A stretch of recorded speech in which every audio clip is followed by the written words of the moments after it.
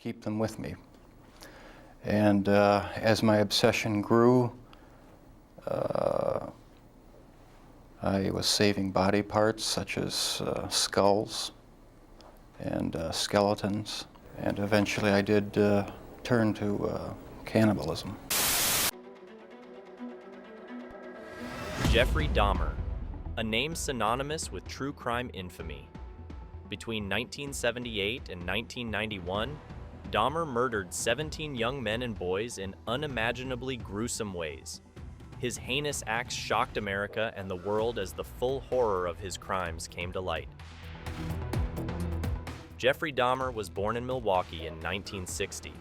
By all accounts, his family life was unstable, and he became a socially withdrawn, isolated child. His parents argued frequently and divorced when he was 18 years old.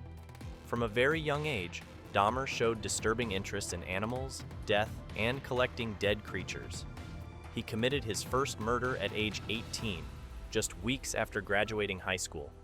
Dahmer picked up a hitchhiker named Stephen Hicks, bashed his skull with a dumbbell, then disposed of the body in his backyard.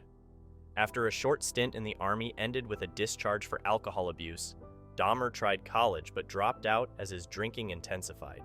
He was living alone in Milwaukee in the late 1980s when his killing spree began. Dahmer preyed upon young men and boys, particularly minorities, and those from disadvantaged backgrounds. He frequented gay bars, bathhouses, and bus stops seeking targets. Using charm and guile, he lured victims to his apartment with offers of money and sex.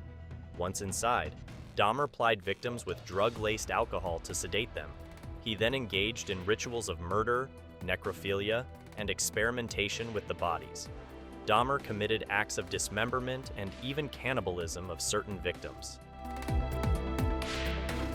Once alone with victims, Dahmer subjected them to deviant rituals of his design.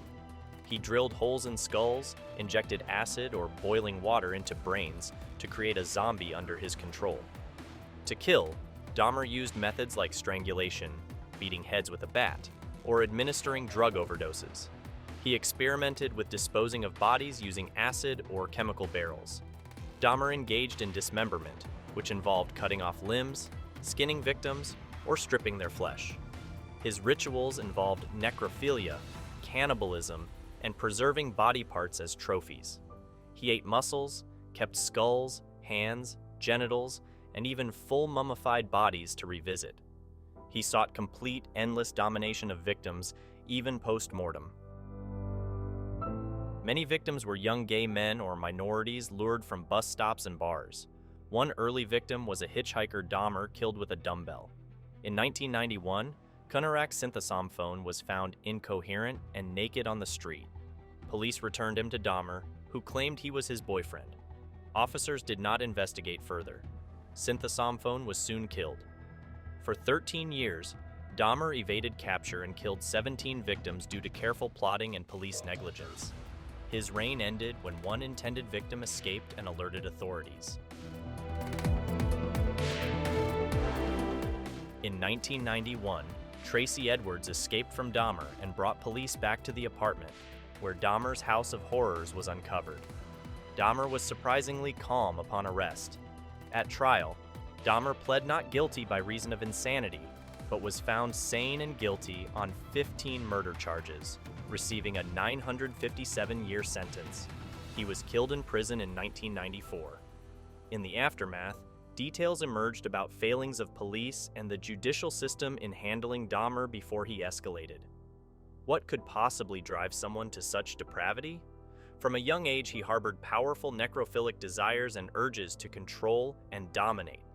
As a neglected, isolated child, he lacked parental attachment, likely contributing to his sociopathic personality.